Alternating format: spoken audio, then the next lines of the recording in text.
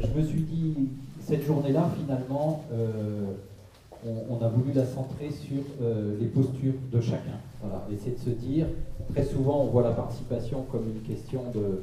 Le problème, c'est comment faire participer les gens. Depuis 15-20 ans, c'est une question que j'entends en formation. Dites-nous comment faire participer les gens. Alors que ce n'est pas tant le problème que voilà, comment on bosse avec cette question-là. Donc voilà, je vais me centrer là-dessus parce que après tout, on n'est pas avec, là on est avec plutôt les professionnels, les responsables associatifs, enfin voilà, les gens engagés dans cette envie-là. Alors j'ai écrit du coup, parce qu'il me semble qu'il y a un vrai lien entre le pouvoir d'agir des professionnels, c'est ça qui m'intéresse aujourd'hui.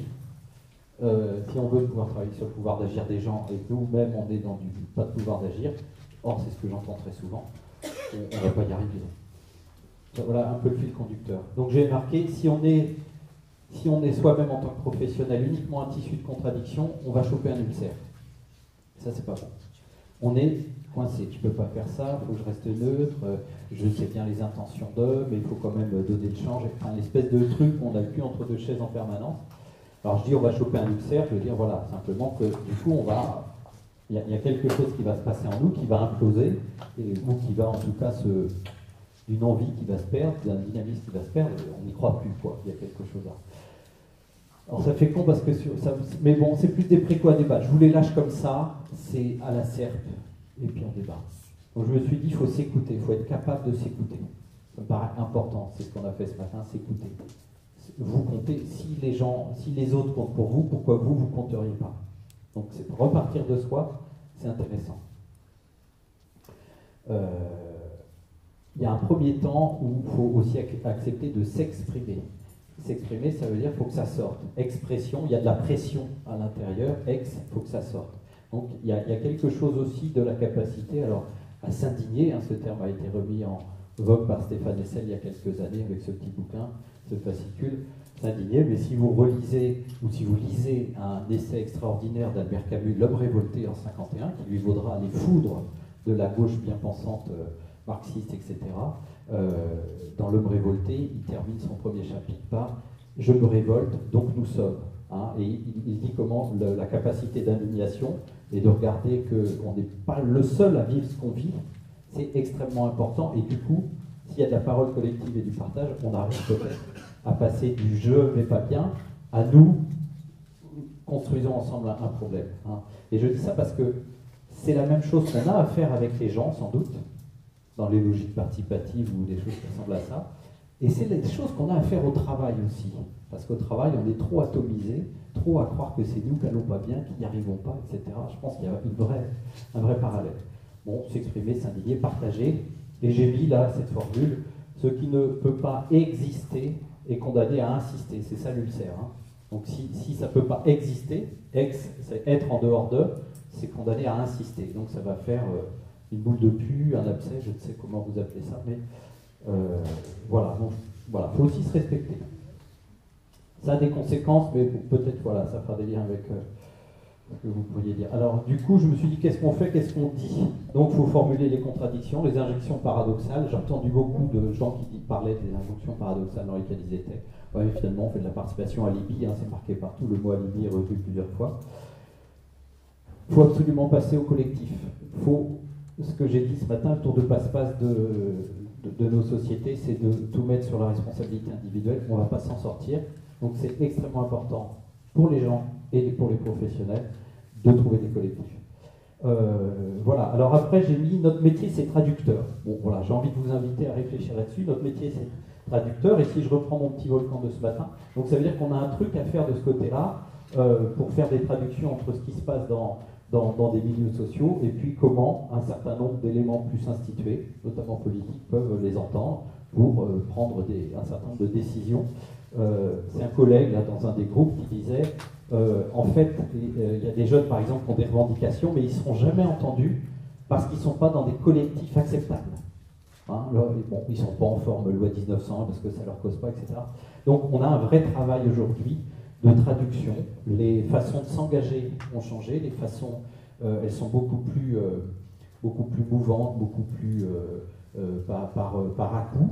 Voilà, ça, c'est assez établi, on est moins sur des formes loi de 1901, mais il y a quand même des façons d'agir, y compris de faire de la militance, hein, par des coups, de l'agit-prop, etc. Et donc c'est peut-être à nous de retrouver, de voir ces émergences-là et de savoir les traduire face à nos décideurs, aux responsables politiques. Donc on est des vrais traducteurs. On doit parler plusieurs langues. Hein, on doit inventer des dialectes pour faire cette... voilà. Je me suis dit qu'il fallait aussi qu'on s'interroge sur la relation entre démocratie participative et démocratie représentative, parce qu'au fond, la démocratie participative, ça devient une espèce de tarte à la crème aujourd'hui, tout le monde en parle. En même temps, je crois qu'il y a au fond, de façon assez larvée, chez un certain nombre de responsables, l'idée que c'est un truc à quoi on ne peut pas échapper, mais finalement on a peur que ça menace le pouvoir de la démocratie représentative. Là, je ne vais pas faire un cours là-dessus, mais en France, aujourd'hui, la démocratie participative, tout ce qu'elle peut faire, et ce serait déjà pas mal si elle y arrivait, c'est à relégitimer la démocratie représentative. Déjà, si on est là-dessus, voilà. Donc là on a aussi un travail de compréhension de cette affaire-là, des liens entre démocratie participative et représentative à faire pour essayer de montrer que la démocratie participative n'est pas, en l'état des choses et de la Ve République, elle ne mettra certainement pas cul par-dessus tête la démocratie représentative. Ça, c'est assez évident. Pour moi, lisez les ouvrages de Marion Carrel, par exemple. Elle aboutit, Suzanne Rosenberg, c'est un peu la même chose, hein, quand on travaille ensemble. J'ai dit on ne peut pas rester neutre, ça n'existe pas. Voilà, c'est pareil, je l'affirme un peu comme ça pour que ça puisse permettre de débattre. Donc, comment construire une posture inconfortable qui réhabilite le compromis? Voilà, il n'y a pas de honte à être dans des compromis, et je crois qu'on est dans ces positions-là. Hein, c'est ça, prendre conscience qu'on est dans des positions de compromis, c'est justement essayer d'éviter l'ulcère. On n'est pas dans une position idéale, c'est peut-être la noblesse de nos métiers, mais bon, voilà, il y a peut-être du compromis à recréer. Je lance ça comme ça, vous me direz comment ça fait écho chez vous. Du coup, si on n'est pas neutre, je me suis dit, bon voilà, on aurait plein d'autres, j'ai formulé ça, faire alliance. Comment on peut faire alliance? Faire alliance avec les gens. Alors faire alliance, si on est traducteur, c'est une autre façon de dire le lien social. Le lien social, c'est un mot tellement creux que, de façon concrète, moi je trouve que c'est bien de faire alliance à des moments avec les gens et de partir de leurs indignations, partir de ce qui ne va pas. On va revenir sur est-ce qu'on part des problèmes des gens ou pas. Ça, j'ai des choses à dire là-dessus. J'ai pu retrouver la fierté aussi. Ce matin, on a travaillé sur le fait qu'on pouvait peut-être être fier de ses origines. Ça paraît normal à tout le monde. Moi, j'étais de là, puis finalement, je suis content, je suis de la campagne et c'est ma fierté. Enfin, c'est bien, voilà, on a des origines, je suis de quelque part et pourquoi pas. Mais est-ce qu'on pourrait être fier de son boulot à des moments, hein, aussi, et d'être capable de se regarder comme étant fier de son boulot? C'est pas la fierté au sens de la gaudriole, mais se regarder soi-même en se disant ça valait le coup, j'ai fait quelque chose. Hein, j'ai fait quelque chose qui peut être regardé. Sur quoi on pourrait aller après? Ouais, les problèmes, puis après on reviendra sur le pied d'égalité. J'ai entendu on rentre trop par les problèmes, il y a toujours ce truc-là, hein, on rentre trop par les problèmes, il faudrait plutôt faire du projet dans le sens social. Dans le sens social, il faut qu'on fasse des projets avec les gens, à partir des ressources des gens, hein, et il ne faudrait pas partir des problèmes. Donc on a cette opposition fréquemment. Alors qu'est-ce que j'ai dit? Si on sortait de la contradiction, là encore par le collectif. Donc c'est ce que le community organizing, par exemple, appelle tisser les colères. Comment on peut aussi tisser les colères? Est-ce qu'on est simplement là pour abaisser le feu, hein, le faire cesser? Bon, les gens ne reviendront pas, sans doute. Hein. Ou est-ce qu'on est là aussi pour les tisser les colères? Ça ne veut pas dire faire que les gens aillent péter les vitrines, mais comprendre, donner un vrai statut à une indignation, au sentiment d'injustice, etc. Et puis construire ensemble. Hein, donc tisser les colères, les mettre en collectif, les indignations, les yabasta. Je repense à ce mot d'ordre de yabasta en 94. Ça suffit, hein, ça veut dire que ça suffit. Le yabasta qu'on pourrait poser chacun dans notre quartier. Et en fait, pourquoi je dis ça? Parce que dans les petites notes que j'ai entendues, ouais, voilà, ce serait le centre social plutôt créateur de projet plutôt que de répondre aux problèmes des gens. Partir des ressources des gens. Il y a quelqu'un qui dit qu'il faudrait partir avec les gens sur qu'est-ce qui les anime, chacun porte en lui des envies. Enfin voilà, il y a quelque chose comme ça. Et du coup, ce serait, voilà, moi je trouve qu'on peut. Ce qui nous anime, ça peut être aussi des colères. C'est-à-dire qu'il ne faut pas problème et projet, il ne faut pas les opposer. allez regarder dans l'anthropologie du projet de Jean-Pierre Boutinet, dans les années 90, il fait un peu les racines étymologiques. Entre problème et projet, il y a une parenté. Hein. Le problème des Grecs, c'est le projectus des Latins. Hein. Les problématiser, c'est peut-être construire un regard sur un problème public. Alors ça veut dire qu'il ne faudrait pas partir des... C'est pour ça que je pense qu'il faut qu'on s'en sorte par le collectif. Si on part des problèmes des gens, effectivement, ça c'est chiant. Vous avez le problème avec vos enfants, avec votre emploi, avec votre logement. Bon, là, il y a un enfermement dans le problème.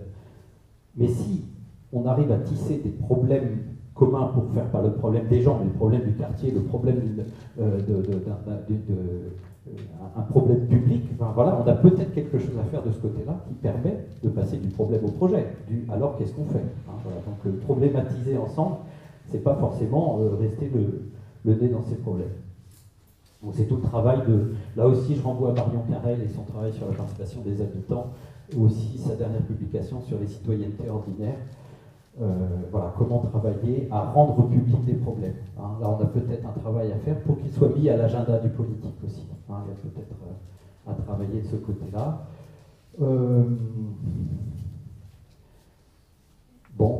Ah oui, un mot sur l'expertise aussi. Voilà, j'ai mis à un moment donné, j'ai entendu, enfin c'est dans un paper, et si on mettait chacun sur le même pied d'égalité. Donc ça c'est le rêve, et puis en même temps, il faut bien en rêver si on veut y arriver, comme dit le poète. Donc chacun sur le même pied d'égalité. Alors moi j'ai formulé ça comme ça, c'est un peu compliqué, vous direz ce que vous en pensez. Il me semble qu'on doit créer des artefacts, des artifices, des trucs qui n'existent pas dans la vraie vie. Notre job, c'est de créer des artifices, des instances, il me semble, des lieux, des espaces-temps, hein, des artifices d'égalité, même si c'est pas vrai, parce qu'on n'est pas tous égaux, mais pour que ça le devienne un peu. C'est en passant par ce détour, c'est ça la professionnalisation. Dans la vraie vie, il y a des inégalités, il y a des trucs qui ne vont pas bien. Dans notre idéal, on serait tous égaux, mais franchement, c'est pas pour demain. Donc, il va falloir qu'on crée des artifices qui installent des pieds d'égalité, même s'ils ne sont pas tout à fait vrais. C'est ce que fait la coformation. Je pense qu'on vous a déjà parlé dans ces journées, là, dans le cycle, de la coformation avec Atelier Caron. Depuis que je fais ça, moi, avec des gens qui vivent la grande pauvreté, c'est ce qu'on installe. On sait très bien qu'on n'est pas tous dans les mêmes positions et qu'il y a des inégalités sociales. Mais on installe à un moment donné, et c'est là que je pense que notre expertise est là. On doit travailler. Notre expertise, elle n'est pas tant sur les problèmes psychologiques des gens, comment s'en sortir, etc. On doit passer, je crois, une expertise sur les dispositifs, le cadre de travail, les règles de travail. Quelqu'un qui a parlé de charte, les méthodologies. Là, je pense qu'on a une vraie expertise à défendre et qu'il faut absolument explorer. Elle est à la fois méthodologique, mais ce n'est pas que des outils. Elle est complètement corrélée à des postulats éthiques et politiques qu'il faut interroger, qu'il faut tenir solidement, qui font partie de nos métiers. Les métiers de l'éducation populaire, par exemple, savent tout à fait faire ça. Donc moi, je pense que notre expertise est là. Je renvoie, je ne vais pas faire un cours là-dessus non plus, au travail de Paulo Freire, au Brésil. Voilà. Comment on passe, hein, il y a des façons de faire qui permettent qu'on passe du problème qui est le tien et qui te tenait dans la honte à un problème qui est celui de la société, et c'est la société qui doit avoir honte. Et du coup, je suis fier d'être celui qui porte ce problème-là.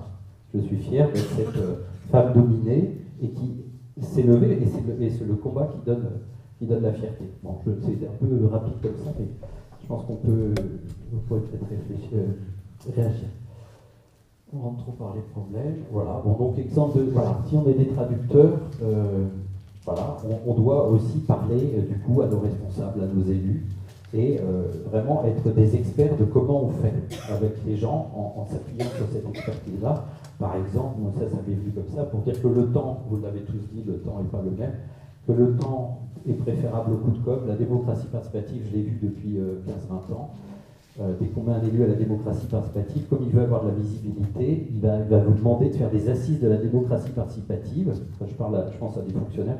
Ça vous pourrit les 2 années de travail où vous faisiez du boulot de fond, et puis il faut faire un truc avec de la com, des affiches et tout ça. Et bon, ça ne fait pas grand-chose, c'est toujours les mêmes qui viennent. Ça se passe en plus dans le truc super central où on retrouve plutôt la gauche intellectuelle. Donc les gens des quartiers ne viennent pas et on a perdu notre temps. Donc il faut vraiment, je caricature un peu, mais ça la sert. Mais quand même, il me semble que c'est ce que j'ai vu moi en faisant ces formations-là, Donc le temps est vraiment préférable, donc installer des choses dans le temps. Et puis autre chose, c'est que l'inconnu comme point de départ, quand on travaille avec les gens, il faut vendre cette idée-là aux responsables et aux élus, et ça les insécurise vachement. Mais à vous de dire, je sais ce que je fais, je suis l'expert de ça. L'inconnu comme point de départ va être toujours plus porteur que vouloir amener les gens là où on pense qu'ils doivent aller. Hein, c'est ce que, voilà, j'ai pensé à ça parce que vous avez tous parlé, enfin beaucoup de participation à l'UBI. Effectivement, les gens le décodent très vite et ça, c'est des disques. Puis vous n'y croyez plus et vous faites chier les gens. Je pense qu'il faut aussi essayer de créer des dispositifs où tout le monde apprend, y compris les élus. Et là, il y a du boulot. Alors, le croisement des savoirs permet ça. Et ça va questionner la posture éthique et la conviction profonde. C'est-à-dire qu'on peut pas, c'est pas la peine de se lancer dans des machins comme ça si on n'est pas persuadé que les gens les plus au bas de l'échelle ont des choses à dire, ont une intelligence, ont un savoir. Enfin voilà, là-dessus, c'est le postulat, Jacques Rancière le dit, hein, en reprenant Philippe Jacotot, le postulat de l'égalité des intelligences. Si on n'est pas sur... Enfin, moi en tout cas, si je ne suis pas sur ce postulat-là, j'arrive pas à bosser. Voilà. Donc ça, c'est un postulat éthique et politique. Si on fait de la démocratie participative en pensant simplement que ça va faire du bien aux gens, on est à nouveau dans de la condescendance. C'est à nous que ça doit faire du bien. C'est parce que la démocratie représentative et les systèmes sociaux ignorent ce que les gens vivent et ne savent plus comment faire. C'est parce qu'on est ignorant qu'on va pouvoir aller vers les autres. Si on ne part pas de là, les gens ne viendront pas, mais ils auront raison. Si on sait déjà ce qui est bon pour eux, il n'y a qu'à continuer à faire comme d'hab. Et eux, ils resteront chez eux. Et du coup, je pense qu'aussi, il y a des petits... Voilà. Moi, j'appelle ça construire le trajet qui va de l'intime au social. Là, on a une expertise à construire aussi. Très souvent, dans les réunions publiques ou les gens partent de ce qui leur arrive, de leur subjectivité. Et là, il y a toujours quelqu'un pour dire « Oui, mais madame, on ne parle pas de votre situation. Hein, » pour disqualifier, les gens seraient dans le... Nous, évidemment, on a invité de l'intérêt général, parce qu'on est professionnels ou élus. Hein, on a l'intérêt général comme ça qui nous est tombé du ciel. Et puis les gens, ils seraient uniquement dans le particulier, évidemment, le bout de trottoir ou des choses comme ça. Je pense qu'en fait, il faut vraiment justement partir des bouts de trottoir, mais ça, pour ceux qui ont bossé avec Suzanne Rosenberg, je pense que vous l'avez entendu aussi. Par contre, il faut faire des filtres. Quand on part de l'intime, on part de ce qui arrive aux gens, en tant que parent, par exemple, en tant que parent disqualifié dans une école qui les disqualifie en permanence et qui disqualifie leurs enfants et qui n'attend plus rien d'eux, qui sait déjà qu'ils sont dans le tiers exclus. On ne va pas leur faire raconter leur vie comme ça en public. Hein. Donc, tout un travail de médiation à faire pour tisser les colères, tisser les récits, et puis construire. Hein, c'est ce que Paulo Freire a fait passer du subjectif au social, du subjectif au collectif, du collectif au social et du social au politique. Ça, c'est notre expertise. On a un vrai travail à faire là-dessus. Ça ne s'invente pas. Enfin, ça peut se réinventer, mais... Voilà. Donc là, j'ai renvoyé à Paulo Freire, je pense aussi à un philosophe contemporain, Fred Pochet, dans un bouquin dont j'aime pas le titre, mais qui est très bien, Reconstruire la dignité. Il parle beaucoup de comment on peut travailler dans les quartiers populaires à partir de la parole des gens. Voilà, sur les questions éthiques, à mon avis, est-ce qu'on veut faire participer pour faire changer les choses ou pour faire changer les gens? La formule est un peu con, mais ça me paraît essentiel. Moi, jamais, quand je fais un dispositif participatif, je veux faire changer les gens. Qu'ils aillent mieux après, tant mieux pour eux. Quand je fais une co-formation, je m'en fous complètement, mais par respect, je m'en fous complètement des militants de la République des Carbone si ça va faire changer quelque chose pour eux. Et je ne dis pas que je m'en fous parce que je suis méchant, parce que je ne suis pas là pour ça. Parce que ce que je veux, c'est qu'ils nous disent, avec leur intelligence, comment ils voient nos dispositifs, comment ils voient nos politiques publiques, comment ils voient nos organisations. C'est ça qui m'intéresse. C'est pour qu'on puisse, en tant que professionnel élu, prendre des décisions un peu plus astucieuses. Et dans nos métiers, c'est ce que je trouve qu'en fait, quand on ne veut pas faire changer les gens qui changent le mieux. Hein. Quand on leur lâche la grappe sur le fait que ça va leur faire du bien de venir. Enfin, vous voyez, quand on n'est pas dans cette condescendance-là, c'est là que ça marche le mieux, à mon avis. Hein. Donc là aussi, on pourra en reparler, je largue un peu comme ça, mais c'est une question centrale. On n'est pas là pour faire changer les gens. Non, vraiment pas. Sinon, ils ne viennent pas, ils ont raison. Et puis, dernière chose, le grand oublié, je trouve aussi, ça faudrait qu'on en parle, c'est le management des technostructures. Parce que là, on fait comme s'il n'y avait que des professionnels avec des gens, comme si on était un peu des libéraux, quoi. Voilà, on va travailler avec des gens, ils viennent pas, il se passe des trucs, etc. Comme s'il n'y avait pas des super structures et des... Voilà. Or, moi, ce qui me semble avoir observé beaucoup dans les formations que je faisais, c'est des collègues qui, sur le terrain, ont un certain nombre de choses à dire et qui n'arrivent pas, par exemple, à entrer en communication avec les élus. Des élus qui ont vraiment envie d'entendre aussi comment ça se passe. Et puis, il y a un chef de service, au-dessus du chef de service, il y a des directeurs, au-dessus du directeur, il y a un DGA, etc. Enfin, ça, c'est une grande technostructure. Et il y a un effet de camisole, un peu, sur les problèmes. Ils n'arrivent pas à monter en puissance. Et puis, l'autre problème du management des technostructures, c'est que c'est très compliqué d'essayer de travailler sur le pouvoir d'agir des gens quand soi-même on a le sentiment d'avoir aucun pouvoir d'agir, quand on n'a soi-même pas de collectif au niveau du travail, hein, quand on n'a soi-même pas la vision de ce que c'est que la participation simplement dans l'endroit où on passe le plus clair de son temps, à savoir au boulot. C'est très compliqué, c'est une contradiction qui n'est jamais travaillée. Je pense qu'on forme, on forme beaucoup les techniciens, les gens du terrain à ces questions-là, et on forme assez peu le management et les technostructures. Je pense que c'est un vrai point aveugle dans le système, enfin, dans la Ve République, je dis ça exprès, qui est très structuré, c'est un point aveugle majeur et qui n'est pas travaillé. Il y a même peu d'écrits là-dessus. Hein. J'ai fait un travail de recension bibliographique, autant on trouve des trucs sur la méthode, comment faire participer les gens, comment faire que la participation rentre mieux dans les structures de travail. Il y a très très peu d'écrits là-dessus. Or, je pense que c'est un point important.